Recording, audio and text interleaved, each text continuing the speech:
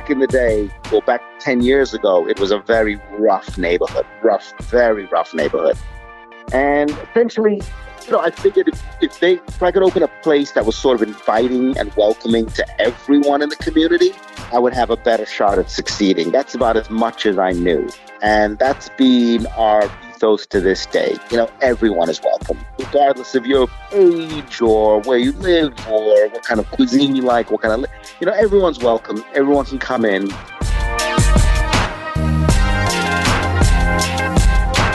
Welcome to The Profitable Table, fed by Woolco Foods, the nation's first podcast devoted to the restaurant industry. Now, here's your host, Woolco Foods CEO, Stephen Toberoff.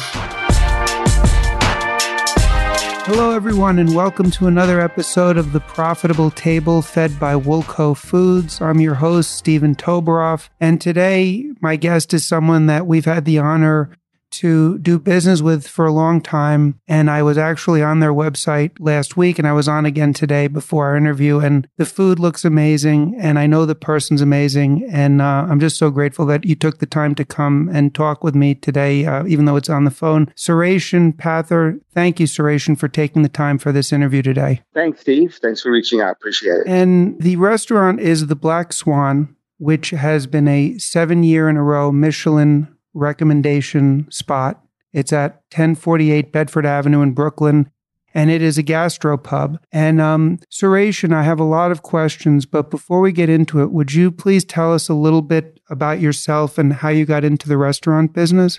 Sure. Funny enough, I was actually an aquarium installer for 20 odd years. That's what I did from the age of about 22 till my 40s. I would go to celebrities' homes, and I had a couple of stores in New York City, and that's what I did.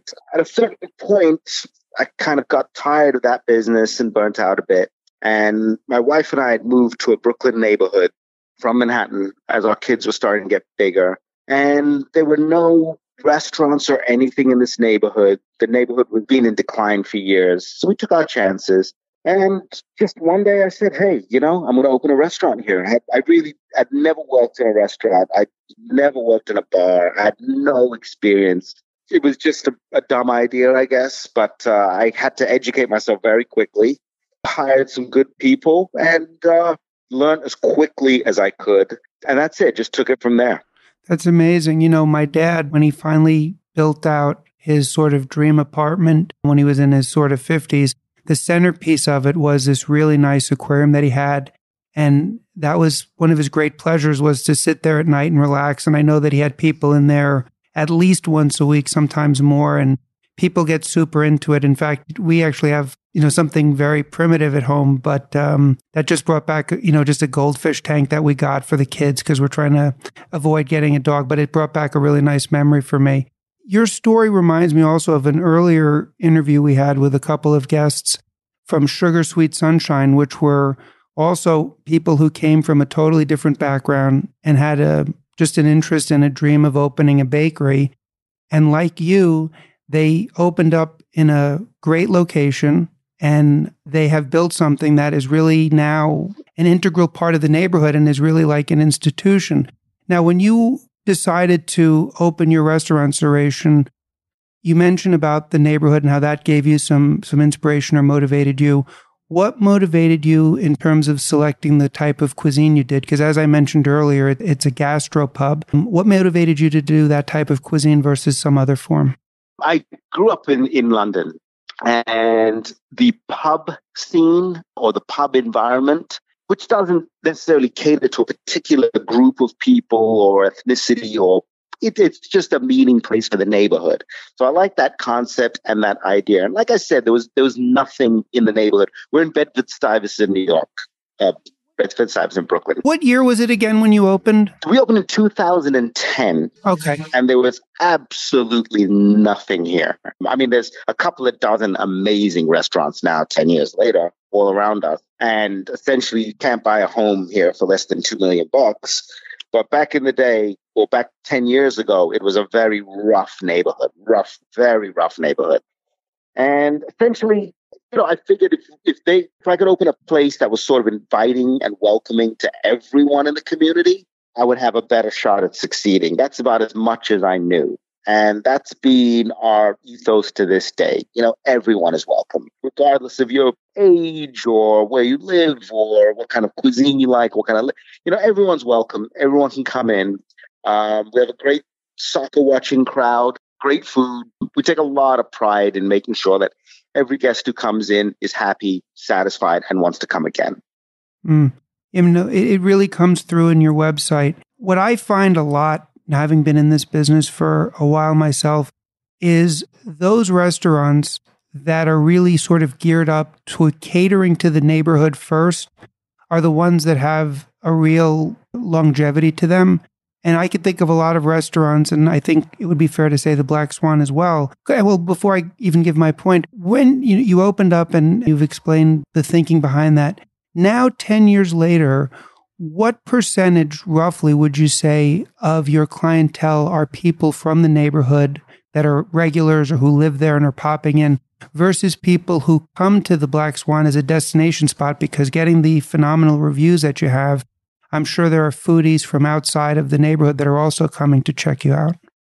As far as the regulars are concerned, a lot of them aren't here anymore. Essentially, what's happened in the neighborhood, they've gotten priced out.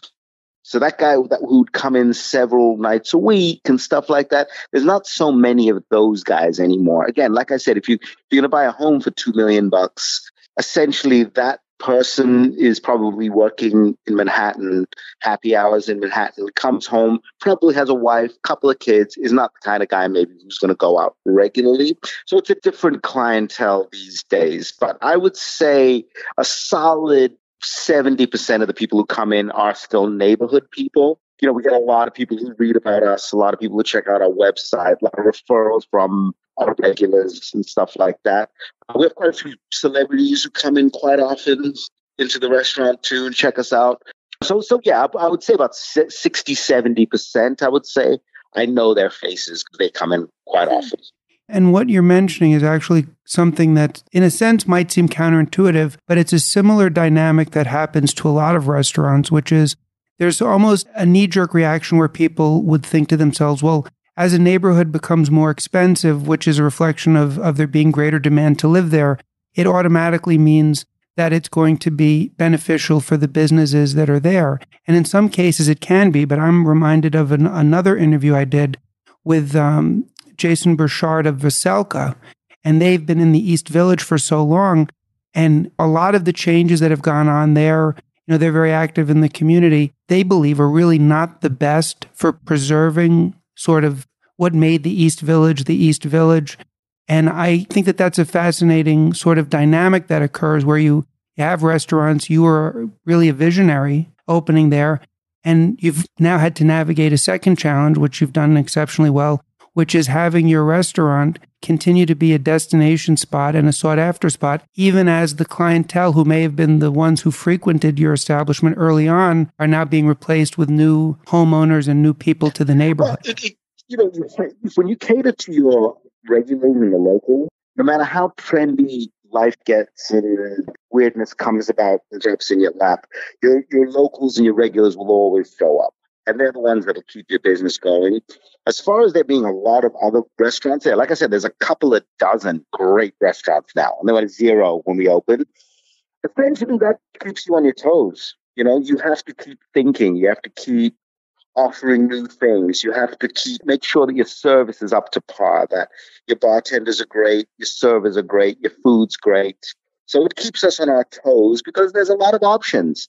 And I think when you have a lot of options like that, the winner ultimately is the consumer. And there's no problem with that. I have no issues with that.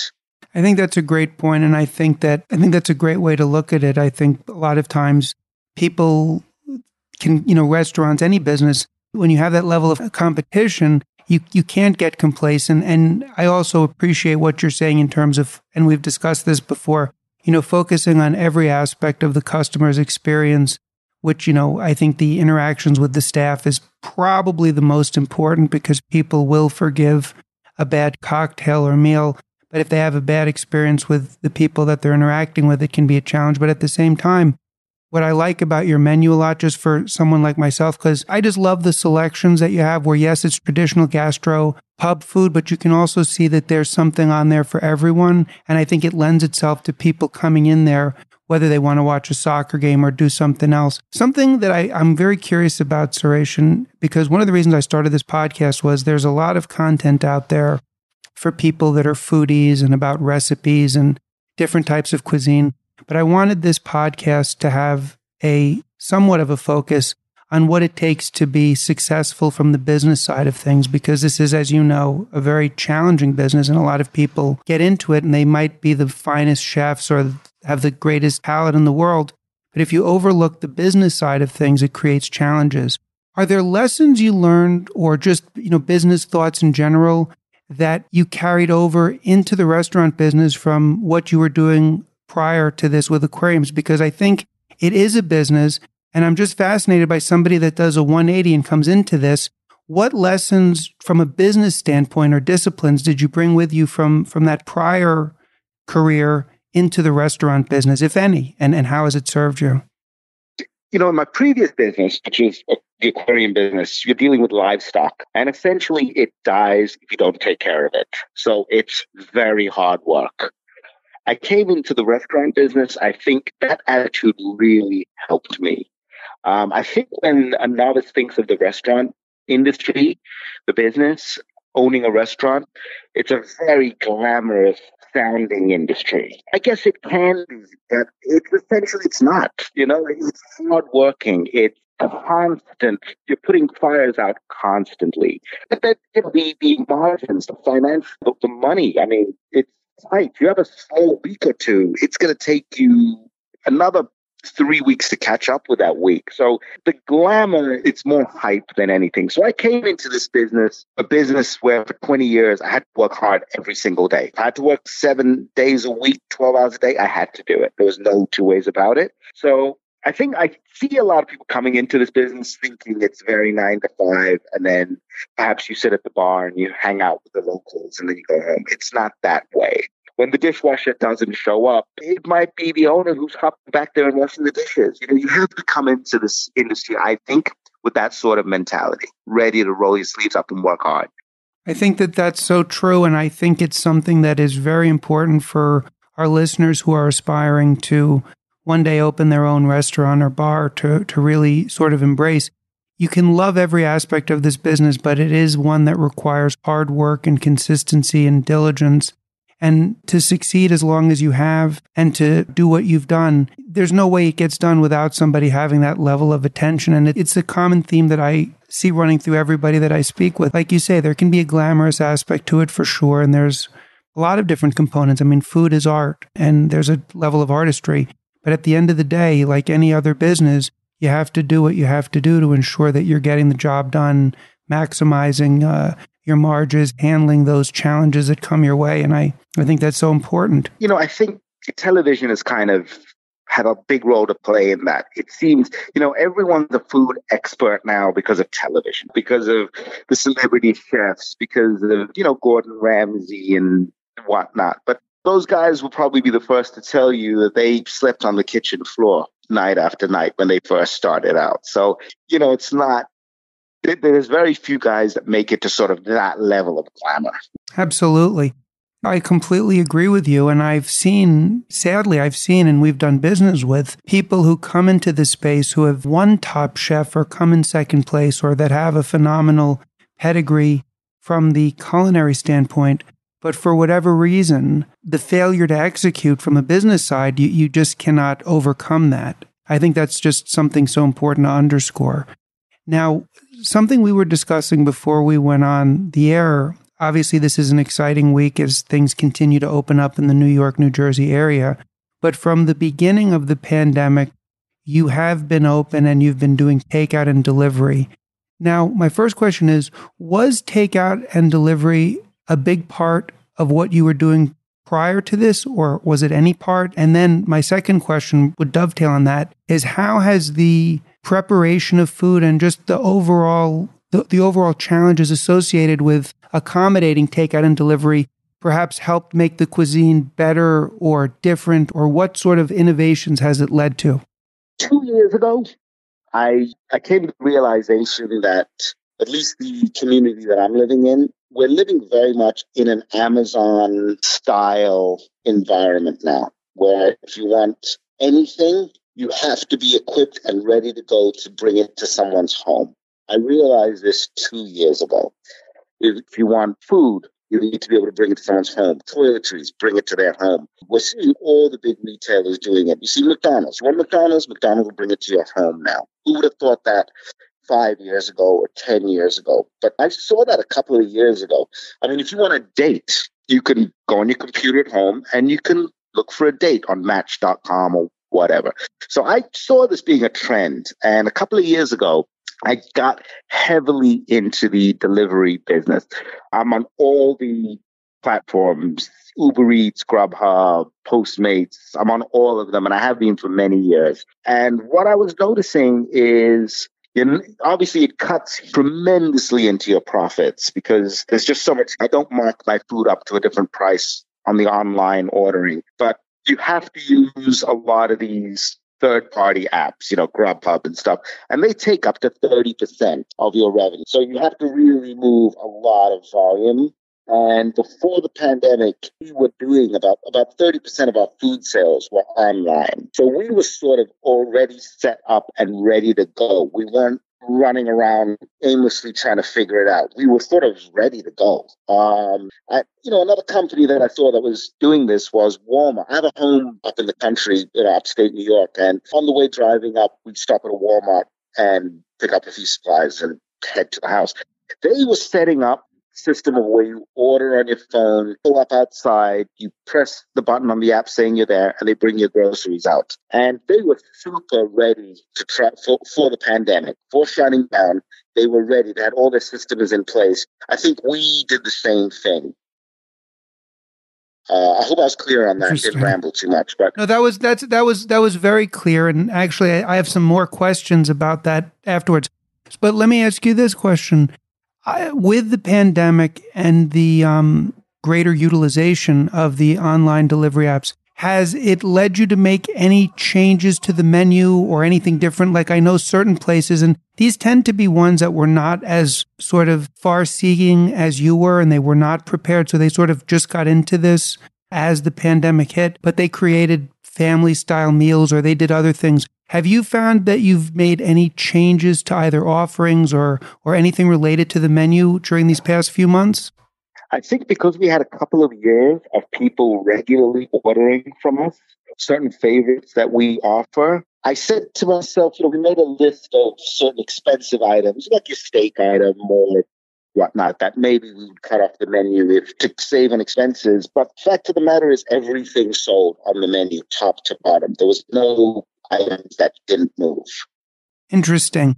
Now, one of the subjects that I discussed with a friend of mine who is in Jersey City as well, he owns a place called Ghost Truck Kitchen, which just does takeout and delivery. There's no in-room dining there. There's been a big push on his part, and he seems to have gotten some support even here locally in Jersey City to try and get rid of the middleman. In this case, it could be Grubhub, Postmates, and Uber, and encourage people to order directly from the restaurant. And I know that the New York City Council has passed some things to really try to rein in the fees on the part of those third-party apps. But has there been any type of movement that you're aware of in New York or Brooklyn to really try to encourage the consumer to be ordering directly, as I used to when I was a kid, from the restaurant? All restaurants hate the third-party apps. We all do, just because they just take so much money from us. It's so unregulated. But the fact of the matter is they really have a very strong foothold in the delivery business. 90% of the kids who are going to order, or people who are going to order, are going to go immediately to Grubhub or Caviar or Uber Eats. 90%. The only really good thing about them is, well, you're going to get a wider reach of people, but they ensure you get your money for the most part. So that's one less thing you have to really worry about, is that your money gets, deposited where your guys are going. There's some accountability as far as the safety of your delivery guys. But it's the kind of thing I've given a lot of thought to, and I've spoken about this to a lot of my restaurant owning friends. Where do you start with that? It's where do you even begin to get that movement together? I'm fairly sure if I didn't use the platforms, delivery business would be substantially less.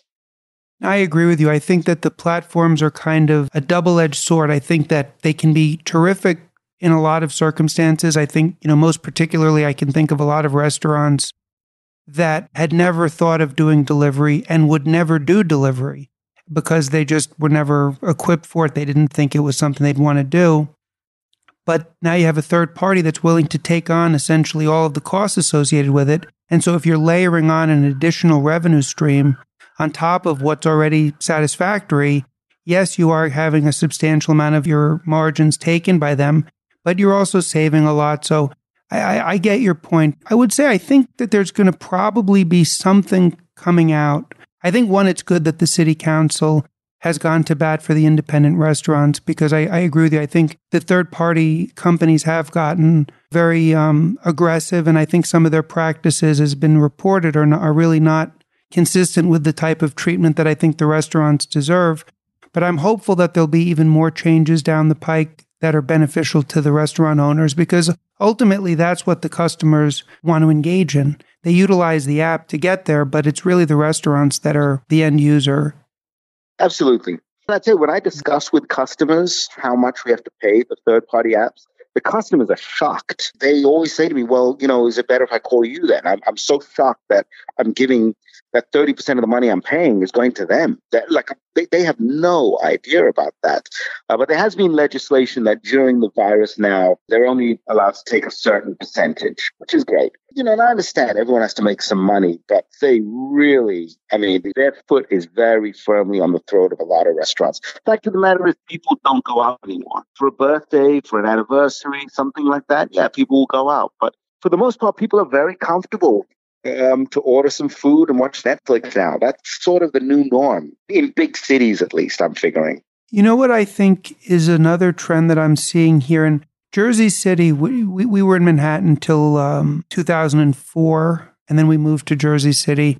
And Jersey City is similar to Brooklyn in that it's got a real neighborhood feel to it, and there's a lot going on. It's like Brooklyn, but maybe 10 years behind, if you will, in terms of fortunately, there's still tons of independent restaurants. There's not a chain bank on every corner. There's not all of that sort of development by large chains that can take away some of the charm of the city. But one of the trends that I feel can be very beneficial to a lot of different restaurants is the whole takeout theme, because I agree with you 100%. People, or a lot of people anyway, are more comfortable eating at home and enjoying that experience. But people also like to get out of their house to walk their dog, have a smoke, see what's going on. And I think more restaurants are going to start making the takeout offering something a little bit more attractive and more widespread. And if it can be done and eliminate the third-party delivery apps, it'll dramatically enhance margins. Do you find that you do much in takeout, or would you say that the lion's share is people that just want it delivered to their homes? People want it delivered to their homes. When you see Burger King and Kentucky Fried Chicken saying, hey, now we'll bring it to Taco Bell, we'll bring it to your home now. When you see these guys doing it, which has been in the last 12 months, I think, that they've really, people want you to bring stuff to their homes now. People don't want to venture out. And, a lot of the young, I have young kids too. A great Friday night for my son is being on the headset with his buddies playing the video game. I don't really understand. Yeah, I don't really understand it. When I was his age, I'd be out and see my friends and interacting. But, that's just showing my age. No, it's funny. I have kids as well. And my two boys especially, they've been sort of sailing through this pandemic because they're engaging with their friends as they were prior to this through Fortnite and other games where they're on the headset. So I can relate to you. But all of that being said, I think something may happen on the other side of this, where people are going to want to go back outside. Because I think humans are social by nature. And I would say this, I know speaking for myself and even people I've spoken with, I'm a homebody and an introvert to begin with. So I love being at home. But too much of a good thing is too much of a good thing. And I think these past 3 months have been just exactly too much of staying home. So what I think may happen, I'm curious to your thoughts, is maybe when this thing, and it's even, slowly starting now, but people do want to get back out there and be more social. Maybe there'll be some sort of counter trend activity, at least for a period of time, where people have seen enough of their home and enough of being stuck in, and maybe they'll want to get out there. In this industry, in this business, the last thing that we like as restaurant owners is the unknown, because the unknown there's a potential for lost revenue when you're dealing with the unknown. There's a lot of money that needs to be made in order to cover the expenses of this business. So we don't know. I think there's going to be a big bounce when we reopen, because yes, people have been stuck indoors for a long time. People will want to go out. People will want to come to the bar, come to the restaurant, be out in the street, whatever. But I think that we're creatures of comfort, and the whole, what I call the Amazon lifestyle, is, I think, very much ingrained in how we're going to move forward. Don't forget, too, there are a lot of offices that are not going to reopen, that are going to say, hey, stay at home and work remotely. Use Zoom and that kind of stuff. Now you're not even going to work. Now you're working from your home as well. So that makes me think there will be an initial bounce of people wanting to go outside, enjoy the nice weather, and enjoy restaurants again. But I think everyone's going to slip back into the old habit of having everything brought directly to them. Something that I was reading about in the papers over the past few days is that on, I believe the date is June 27th. Right now, and correct me if I'm wrong, Sureshan, restaurants and bars are able to serve alcohol to go. And many people are very much, and I certainly can understand it, would like that to continue. What are your thoughts on the impact on just the pubs and just New York City and restaurants in general of the ability to serve cocktails and other alcoholic beverages to go? Do you view that as a net positive? Is it something you'd like to see continue? I'd be curious to know your thoughts on that. 100% net positive. I think it's a great thing. I can understand the concern. You don't want puking in the corner outside your home and stuff. I understand that. But I think in a great city like New York, being able to have a cocktail or a beer in a closed container, strolling the streets, I don't think there's anything wrong with that. I think it adds a bit of romance to the city, especially in the summer and stuff like that. I think it'll be a really nice thing. I completely agree with you. I think that one of the things that I'm hoping can come out of this, and I think if hopefully the elected officials get behind it, would be to, as you say, New York has always been an international city, but when you go to Europe, you can have an alcoholic beverage on the street and a cocktail. There's the tremendous cafe lifestyle of Paris and Vienna and other cities. And I think it would be wonderful if we could sort of use what's going on now as an opportunity to introduce some of that into New York, where for places that do or don't have outdoor dining, just to have more of a streetscape nightlife. And then I completely agree with you. I think you want everybody to be adults, et cetera, but I think it would add a level of charm and sophistication I think would be good for everybody. And I hope it's something that they consider making a permanent fixture, or perhaps make it seasonal. But something permanent about that, I think, would be very much a net positive for the hospitality industry. Absolutely. I think the emphasis, if the city does decide to do it, would be a big campaign emphasizing that you need to do this responsibly. That if you're going to have a cocktail and stroll the streets, you're throwing your container away. You're definitely policing yourself and your behavior, and let's all enjoy this. And that we'd probably reevaluate the situation in a year's time. And if there's just too many incidents, it's not going to continue. Maybe along those lines. Yeah, like I said, it'd probably be great for a guy to be able to take a couple of beers to the park and sit there and relax and enjoy a nice day, and then throw their trash away and go home. I think it's a nice thing. I agree with you, and I hope that they use this opportunity, because it's been a very challenging time, for sure. But I think out of challenging times can come a new beginning, or can come insights that one, or even collectively, we wouldn't have thought of before that. And I think really dialing in on the hospitality industry, one of the things that I've been so proud of to be a part of this industry, and you're a tremendous manifestation of it, is the level of resiliency, positivity, and creativity. And I sincerely hope, and I really do, that elected officials and others have seen that as well, and really make it a priority to work with those in the hospitality industry. Because the streetscape of New York City is what made New York a great city. And I think pre-pandemic, with a lot of these very expensive shopping malls and indoor facilities that accommodated a number of activities, including dining and cuisine, we were losing that. And I think if we can really focus back on what makes New York a great city and a great, vibrant streetscape and city life, I think that's something we were at risk of losing. And I hope now we can sort of at least, not losing, but it was changing in a manner that I think perhaps we can use this as an opportunity to bring it back as something much more vibrant and engaging.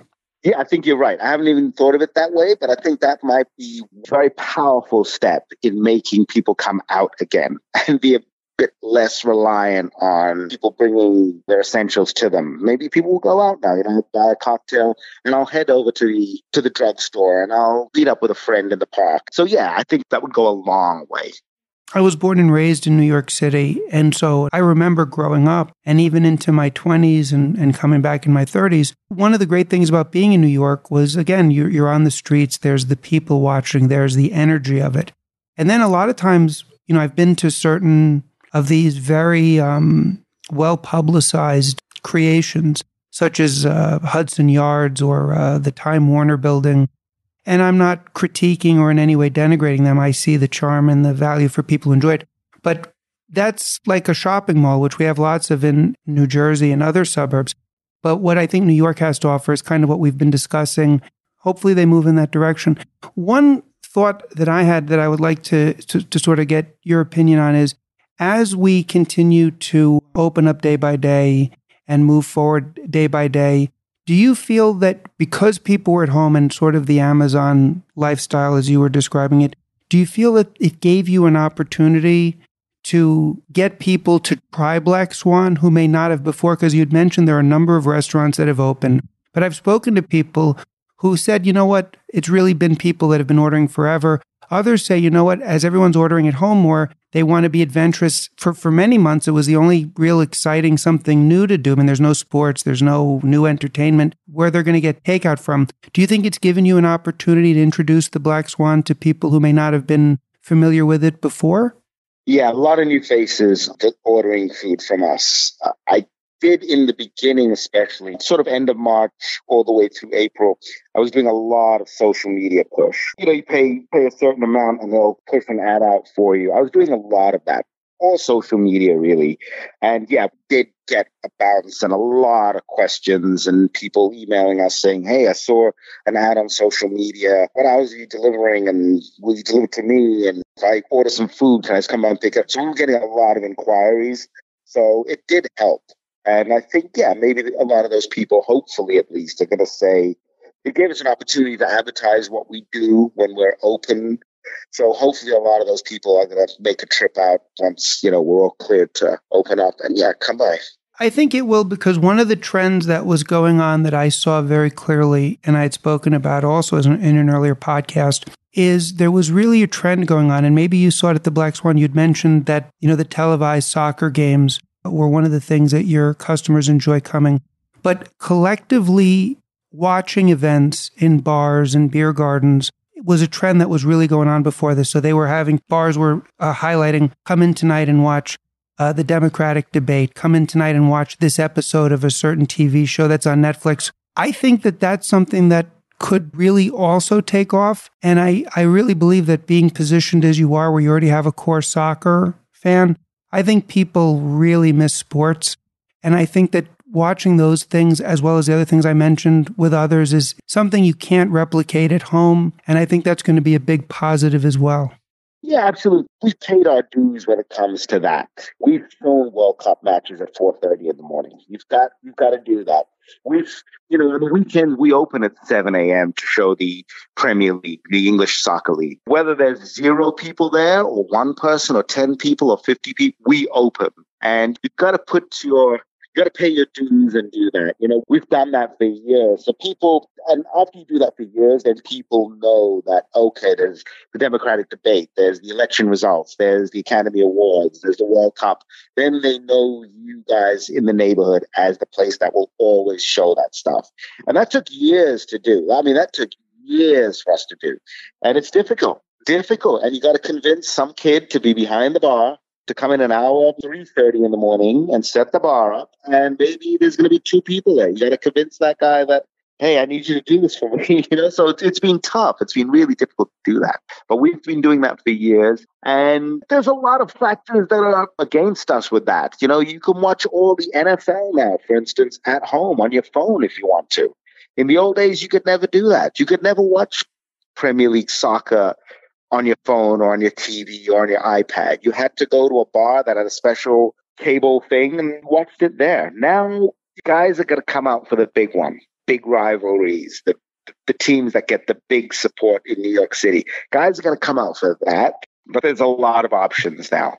Sureshan, this was really a fascinating interview, and I think for those of you that are listening that are interested in opening a bar or restaurant, I think it would be worth really listening to it again and thinking about, because all of the themes that you've touched on, your ability to anticipate the vision of opening up where you did, what we were just discussing with communal events, everything. It's so important. And for those of you, I know we have a number of listeners that are not from the New York area.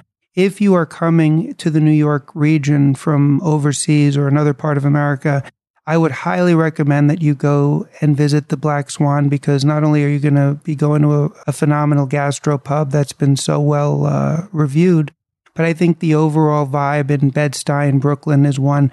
A lot of times people come to New York City, and I've been guilty of this as well. You go to a very famous place, and you really only see the part that's the most touristy. And when you really want to experience any major city or any place in the world, it's always good to get out beyond that original hub. And this would be a great place to do it. If you want to check them out, you can go to their website, which is theblackswan.com. They have a phenomenal Instagram presence. Go to Black Swan BK. And Sureshan, I have to also say that I've been doing this a while, but you're a customer that we really value and treasure, and every aspect of the relationship, and everyone within our organization has such a respect for you, and it's a testimonial to how you run your business. And I really thank you for taking the time to speak with me today. My pleasure. And I just want to say, it's been a pleasure doing business with you guys over all these years. You guys are nothing but consummate professionals every time. Thank you, Sureshan. Well, God willing, we'll open up safely, but sooner rather than later. And I look forward to coming down and seeing you at the Black Swan, and have a great day. All the best. Thank you. Thanks. That was a very, very enjoyable interview. And Sureshan is somebody that I have enormous respect for because of the way he approaches this business. And I learned a lot from that interview, and I'm sure all of you did as well. Today, I want to recommend a book that came out of a conversation that I had via email with one of our listeners, who we were going back and forth about different writers and different books and what have you. And a book that was recommended to me, and I think the timing is really good because they just announced that we'll have a Major League Baseball season this year, God willing, which I'm very excited for as a huge baseball fan. The book is called The Natural by Bernard Malamud. And I had read other works of that author, and I had seen the movie, but the novel is incredible. And so I want to thank Chris for recommending it to me. I'll get back on the nonfiction trend maybe in our next podcast, but I've been, reading a lot of fiction. This was a great recommendation for me, and I just want to share it with you. So please send me your questions, your comments, anything you have. You can email me at steven@woolcofoods.com. You can follow us on Instagram at woolcofoods and DM me there. Again, really appreciate all of the support and emails and DMs that I've been getting during this. You guys that are listening are tremendous sources of insight and at times inspiration, and I appreciate each and every one of you. So everybody have a great, great day and a great week, and I'll speak to you soon. Thank you for listening to The Profitable Table, fed by Woolco Foods. Please be sure to rate and review the show on Apple Podcasts or your favorite podcast app. And to learn more about Woolco Foods or Stephen Toberoff, please visit us at woolcofoods.net.